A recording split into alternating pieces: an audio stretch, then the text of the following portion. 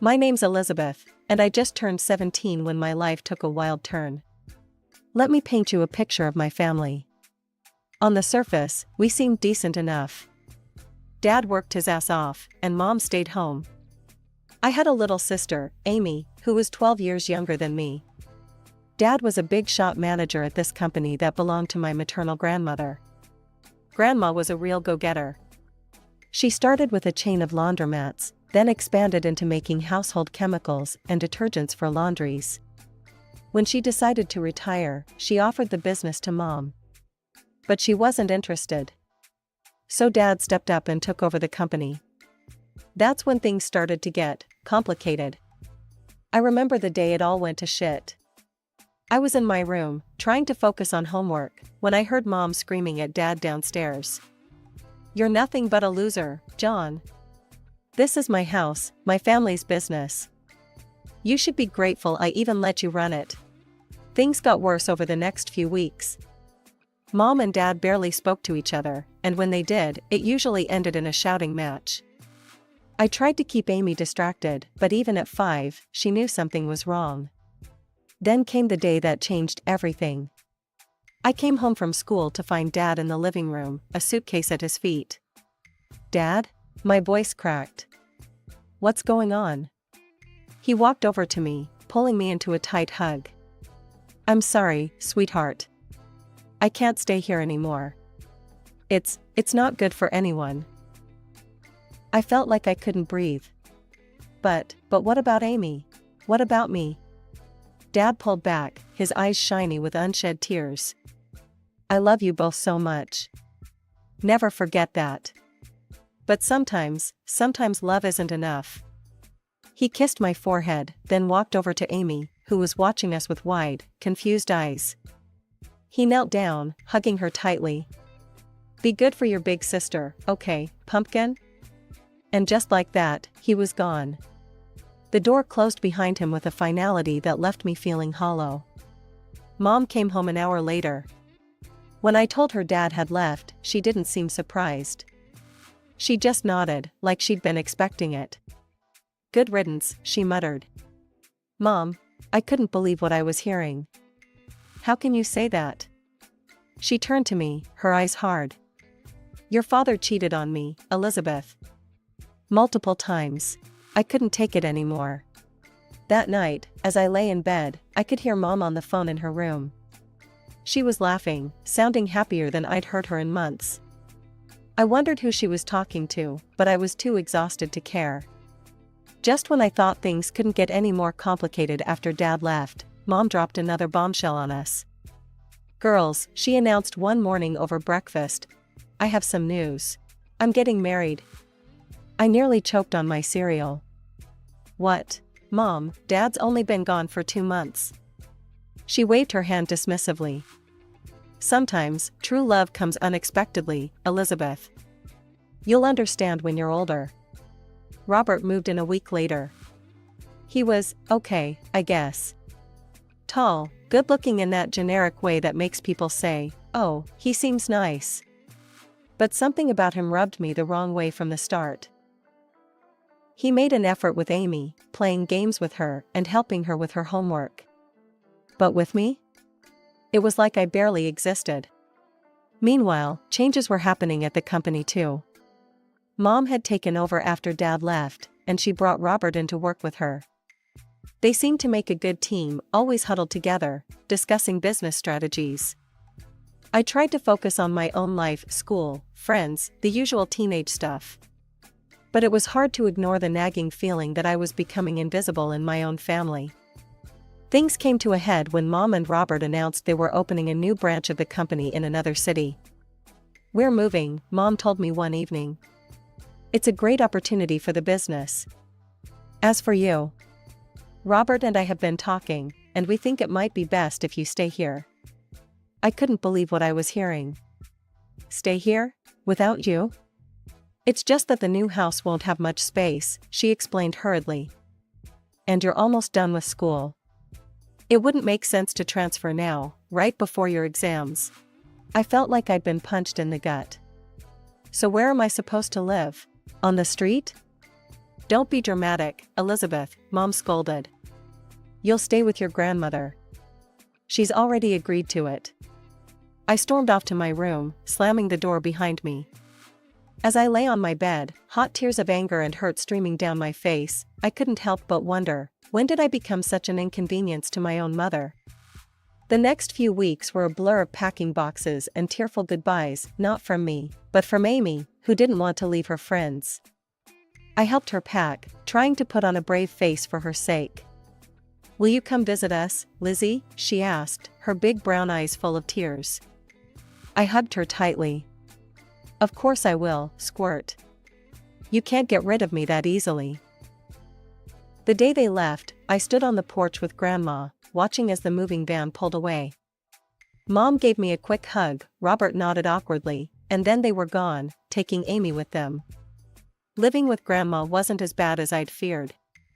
She was cool in her own way, giving me space when I needed it, but always there with a cup of tea and a listening ear when I wanted to talk.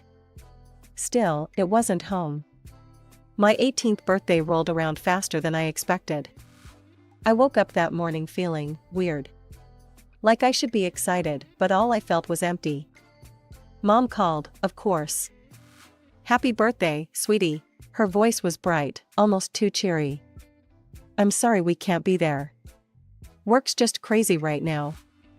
We'll celebrate when we visit next month, okay? I knew we wouldn't. They hadn't visited once since they left. Sure, Mom. Sounds great. Grandma must have sensed my mood because she went all out. She let me invite a few friends over, ordered my favorite food, even baked a cake herself. For a few hours, I almost forgot about everything else. The next morning, Grandma called me into her home office. She had the serious look on her face that made my stomach clench. Sit down, Elizabeth, she said, gesturing to the chair across from her desk. We need to talk. Oh God, I thought. She's kicking me out.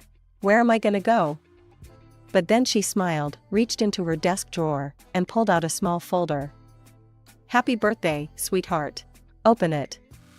I did, and nearly dropped it when I realized what I was looking at. Grandma, is this?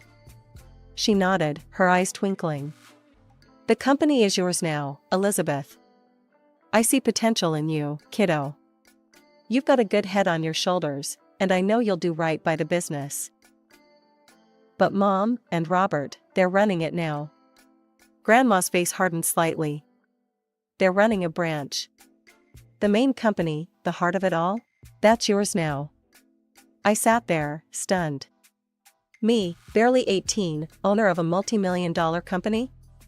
It felt like a dream. Or a nightmare. I don't know what to say. Grandma reached across the desk, squeezing my hand. You don't have to say anything. Just promise me you'll give it your all. I nodded, still in shock. I will. I promise. She sat back, satisfied. Good. Now, I've got one more piece of advice for you, and I want you to listen carefully.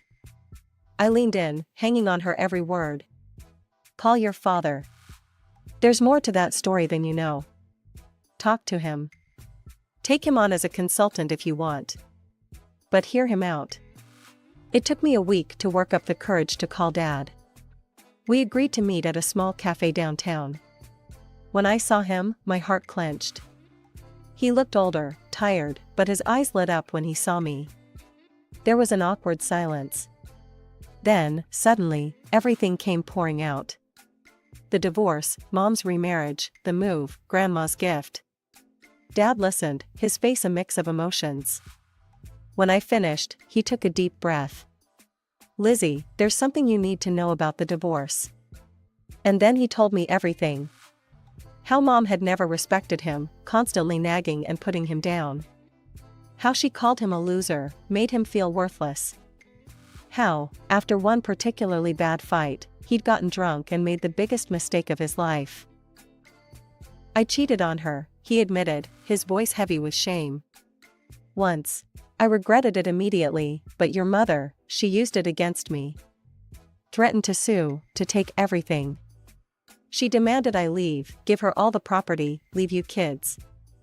She even wanted alimony. I sat there, stunned. This didn't sound like the mother I knew. Or thought I knew. Why didn't you fight it? I asked. Dad's eyes met mine, full of sadness and love. Because of you and Amy. I didn't want you to go through a messy, public divorce. I thought it would be easier this way. As we talked, I felt a weight lifting off my chest. For the first time in a long time, I felt like I had my dad back. Before we left, I took a deep breath and asked, Dad, how would you feel about helping me with the company? As a consultant? The smile that spread across his face was answer enough. The months flew by in a whirlwind of studying, exams, and late-night cram sessions. Before I knew it, I was standing on the stage at my high school graduation, diploma in hand. Grandma was in the audience, beaming with pride. Mom and Robert were conspicuously absent, but I'd learned not to expect much from that quarter. As summer rolled in, I threw myself into college applications. With Grandma's encouragement and Dad's long-distance support, I set my sights high. When the acceptance letters started rolling in, I could hardly believe it. But the real shocker came when I got the financial aid package from my top choice. Full ride, I breathed, staring at the letter in disbelief. Grandma whooped, pulling me into a bear hug. I knew you could do it, kiddo. All those late nights and competitions paid off. I'd chosen to major in business management. It seemed like the smart choice, given that I now had a company to run. The idea still felt surreal, but I was determined to make Grandma proud. To celebrate my college acceptance, Grandma insisted on throwing a little party. Just the two of us, some fancy takeout, and a bottle of sparkling cider. Grandma wasn't about to let me drink champagne, even if I was legally an adult now. We were halfway through our meal when the doorbell rang. Grandma frowned, clearly not expecting anyone. I'll get it, I said, putting down my fork. I opened the door and felt my stomach drop. There, looking annoyed and impatient, stood my mother and Robert. Before I could say anything, they brushed past me into the house. Mom didn't bother with pleasantries. Mother, we need to talk about the company. Now. I watched, stunned, as Mom launched into a tirade. She didn't even glance my way, didn't ask about graduation or college. It was like I wasn't even there. Why can't we access the main accounts, she demanded. And why are you blocking the transfer of capital to our subsidiary? Grandma's eyes narrowed. Because it's not your decision to make anymore, Helen. The company belongs to Elizabeth now. She's the one who'll decide its future and manage its finances. The room went dead silent. The tension in the room was palpable after Grandma's revelation about the company. I watched as a series of emotions flashed across Mom's face, shock, anger, and then, calculation. Suddenly, her entire demeanor changed. Elizabeth, sweetheart, she said, her voice soft and sickly sweet. I've missed you so much. Why don't you come live with us? I blinked, caught off guard by this sudden change. Mom stepped closer, reaching out as if to touch my arm. I instinctively stepped back. We've settled in so nicely in the new city. We have a beautiful house, and there's a room just for you.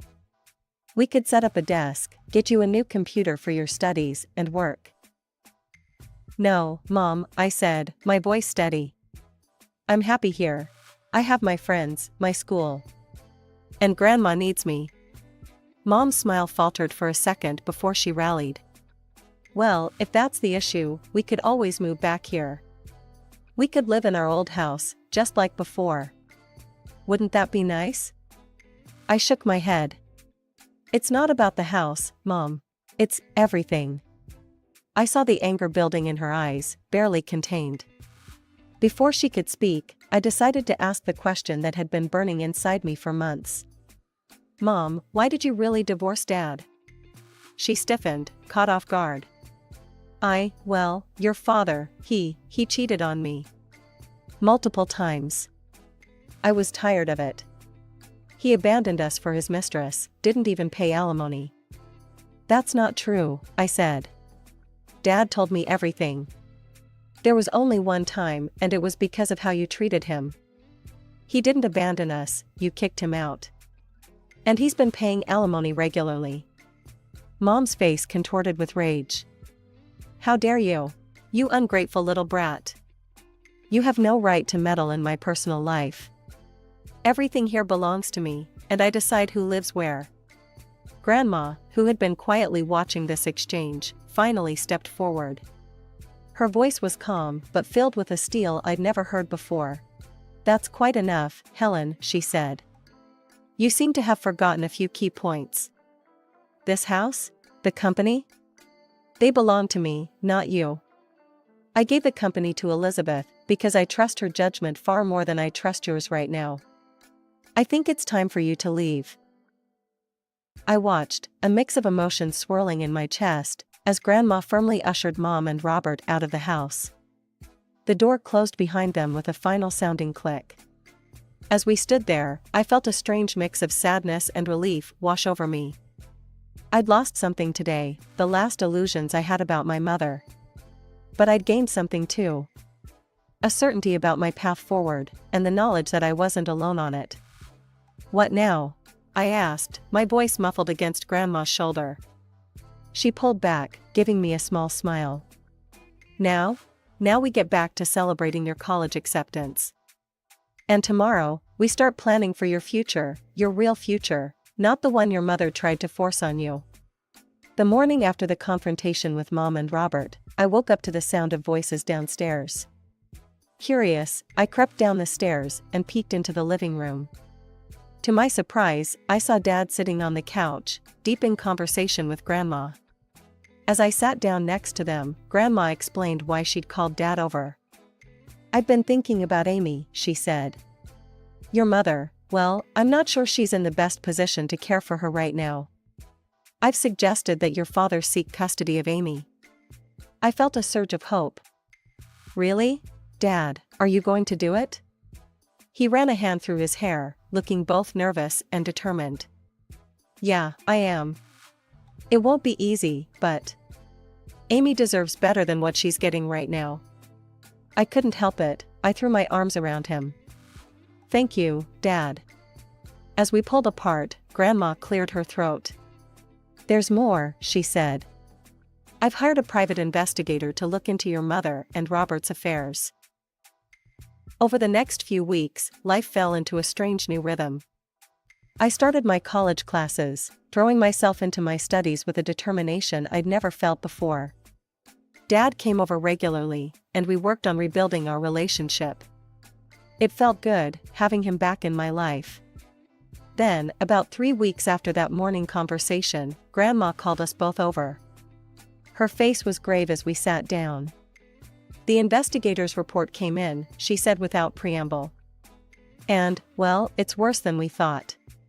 She laid out the facts, each one hitting like a punch to the gut. Mom had been cheating on Dad for years, long before the divorce. Her affair with Robert had started while she was still married to Dad. There were hotel receipts, records of expensive gifts, all painting a damning picture.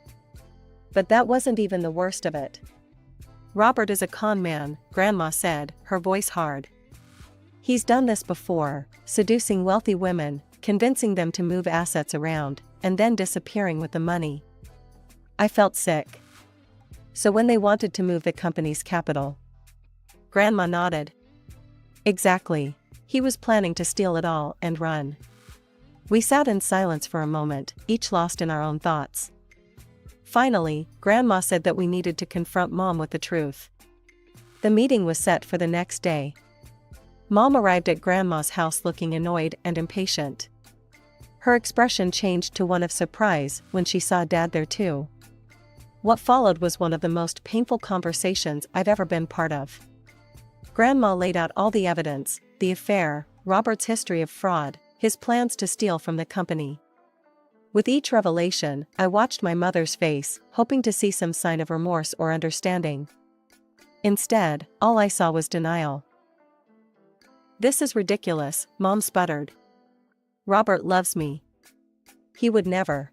You're all just jealous of our happiness. Dad tried to reason with her. Helen, please. Look at the evidence. Think about Amy.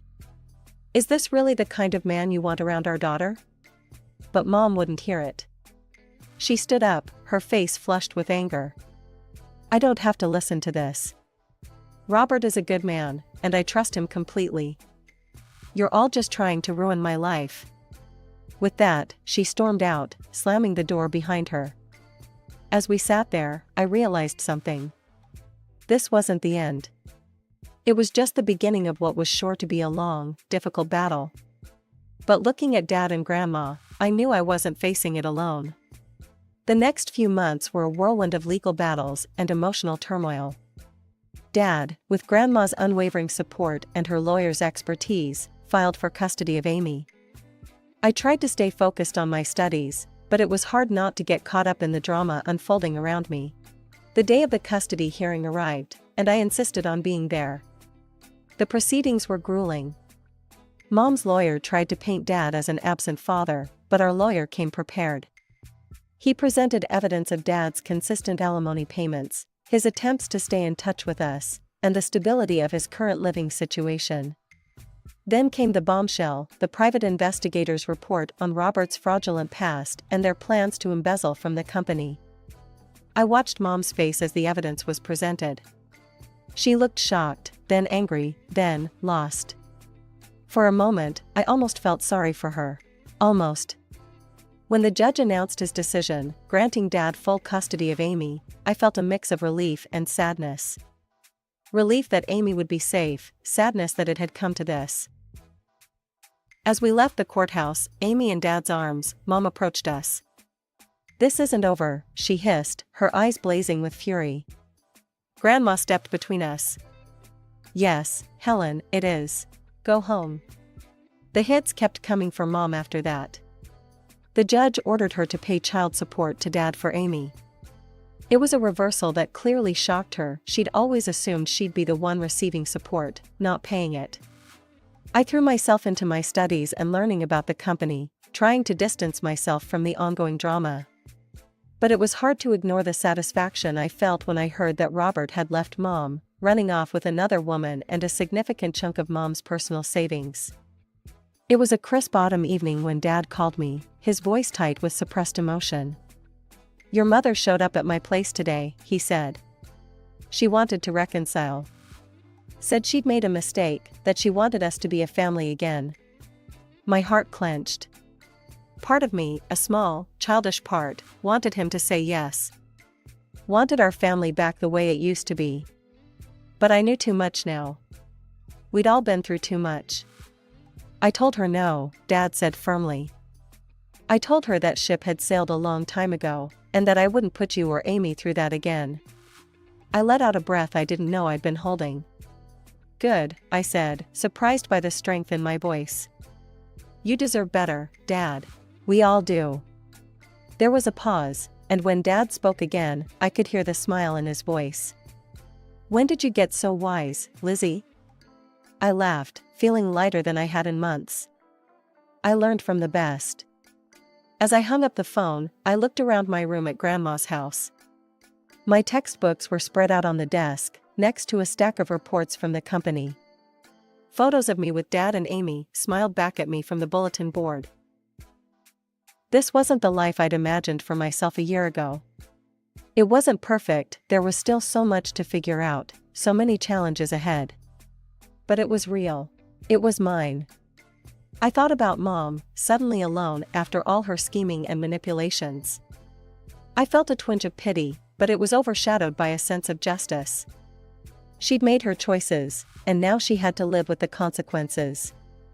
As for me, I had a family that loved me, a company to run, and a future full of possibilities. It wasn't the path I'd expected, but standing at the threshold of my new life, I realized something important. Time flies when you're juggling college and a multi-million-dollar company. Before I knew it, I was halfway through my degree, buried in textbooks and financial reports. Weekdays were a blur of lectures and late-night study sessions. But weekends? Those were sacred. Every Friday, I'd pack a bag and head home to Dad and Amy. "Lizzie," Amy would squeal, tackling me with a hug the moment I walked in. At 10, she was all gangly limbs and endless energy. Dad would emerge from the kitchen, usually wearing an apron. Just in time for dinner, he'd say with a grin. Those weekends became my anchor. We'd eat together, Amy chattering about school, Dad and I discussing the company. After Amy went to bed, we'd often stay up late, poring over business strategies. Sundays usually found us at Grandma's. She'd cook up a storm, filling the house with the smell of roast chicken and apple pie. After lunch, we'd sit on the porch, talking about everything and nothing. "I always knew you had it in you, Elizabeth," Grandma would say, squeezing my hand. As graduation approached, I felt a mix of excitement and apprehension. Dad was true to his word, running the company with skill while preparing me to take over. "I'm ready to hand over the reins whenever you are," he told me one evening. I hugged him tight. "Thank you, Dad, for everything." Life wasn't perfect. There were challenges ahead, decisions to be made, a company to run. But as I looked at my little family, Dad, Amy, Grandma, I knew we could face anything together.